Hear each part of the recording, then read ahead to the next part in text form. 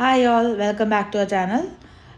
ഇത് Easter related ആയിട്ട് ഞങ്ങൾ പുറത്ത് പോയിട്ടോ. കുറച്ച് ലേറ്റായി പോയി അപ്ലോഡ് ചെയ്യാൻ, കുറച്ച് പനിയൊക്കെ ആയിരുന്നു, അതുകൊണ്ടാണ് എനിക്ക് അപ്ലോഡ് ചെയ്യാൻ പറ്റാഞ്ഞത്.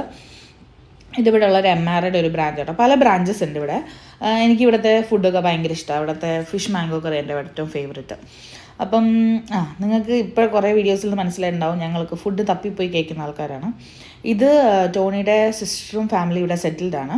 അപ്പം അവരുടെ കുറച്ച് ഫ്രണ്ട്സും ഞങ്ങൾ കുറച്ച് ഫാമിലി മെമ്പേഴ്സും ഒക്കെ ഉണ്ടായിരുന്നു. അപ്പോൾ അതിൻ്റെ ഒരു ഈസ്റ്റർ ഡിന്നറായിരുന്നു.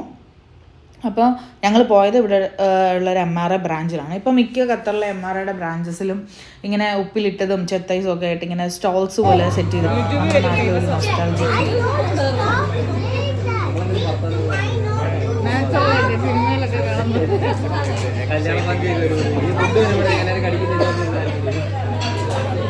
നോൺവെജ് ഒട്ടുമിക്ക എല്ലാ ഫുഡും തന്നെ ഓർഡർ ചെയ്തിട്ടുണ്ടായിരുന്നു. വെജായിട്ട് പനീറായിരുന്നു ട്രൈ ചെയ്തത്.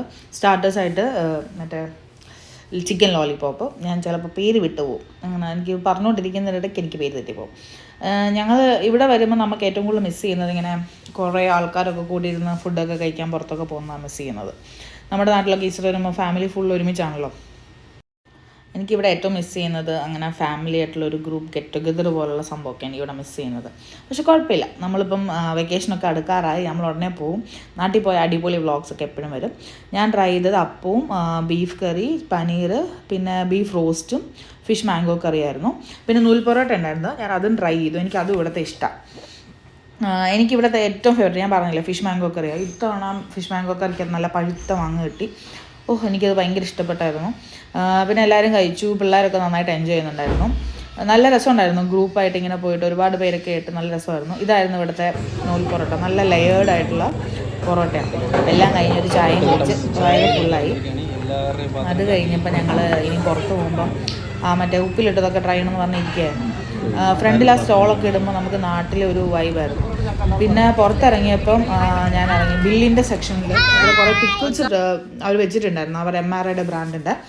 ഞാൻ മറ്റേ ഇഞ്ചിപ്പുള്ളി എന്ന് പറയുന്നൊരു സാധനമാണ് ഞാൻ മേടിച്ചത്. പക്ഷേ അത്ര കൊള്ളത്തില്ല, അത്ര ടേസ്റ്റ് ഇല്ലായിരുന്നു. ഞാൻ വിചാരിച്ചൊരു ഇതില്ലായിരുന്നു. പക്ഷെ കുഴപ്പമില്ല, അഡ്ജസ്റ്റ് ചെയ്യാം. പിന്നെ ഞങ്ങൾ അവിടുത്തെ ആ ഉപ്പിലിട്ട സ്റ്റോളിലോട്ടൊക്കെ പോയി. ഈ ശരിക്കും പറഞ്ഞാൽ നമ്മുടെ നാട്ടിലൊക്കെ പെരുന്നാളൊക്കെ വരുമ്പോൾ ഇങ്ങനെ സ്റ്റോൾ എടുക്കില്ലേ പള്ളിയിലൊക്കെ, ആ ഒരു വൈബായിരുന്നു. പിള്ളേരൊക്കെ അടിപൊളിയായിരുന്നു. അവരെല്ലാം നന്നായിട്ട് എൻജോയ് ചെയ്തു. ഇങ്ങനെ ഗ്രൂപ്പായിട്ട് വരുമ്പോൾ പിള്ളേരും ആൾക്കാരൊക്കെ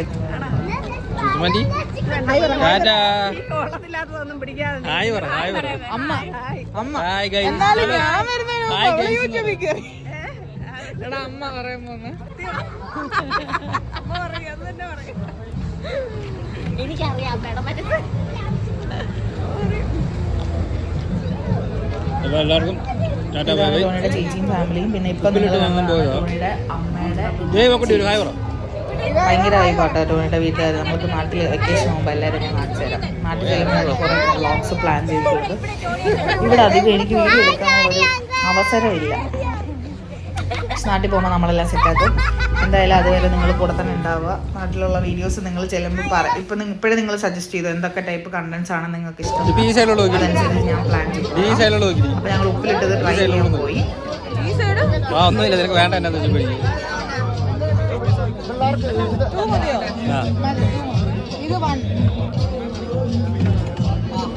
വയറിന് ഫുള്ളായി. ഞങ്ങൾ അധികമൊന്നും മേടിച്ചില്ല. പൈനാപ്പിളും മാങ്ങയും മാത്രമേ മേടിച്ചുള്ളൂ. ബാക്കിയുള്ളതൊക്കെ കണ്ടപ്പോൾ ഭയങ്കര എരിവാണ്. എനിക്ക് അത്ര എരിവുള്ളൂ. എനിക്ക് ഉപ്പും മധുരമൊക്കെ വരുന്നു ഒരുപാട് ഇഷ്ടം. നല്ല സ്റ്റോൾസ് ആട്ടോ. ഈ ഖത്തറിലുള്ളവർ ഈ വീഡിയോസ് കാണുന്നുണ്ടെങ്കിൽ എല്ലാവരും ഒന്ന് ട്രൈ ചെയ്യാത്തിട്ടുണ്ടെങ്കിൽ കാണുന്നു.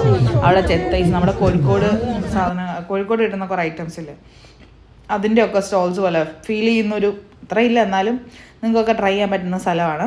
അപ്പോൾ എല്ലാവരും എൻജോയ് ചെയ്തെന്ന് വിചാരിക്കുന്നു. അടുത്ത വീഡിയോയുടെ ഉടനെ വരുന്നതായിരിക്കും. നിങ്ങൾക്ക് കാണാൻ ഇഷ്ടമുള്ള കണ്ടൻസ് എന്തൊക്കെയാണെന്ന് ഒന്ന് സജസ്റ്റ് ചെയ്യുക. അത് കമൻറ്റ് സെക്ഷനിൽ ഇട്ടാൽ മതി. അപ്പോൾ ബൈ, അടുത്ത വീഡിയോയിൽ കാണാം. Take care.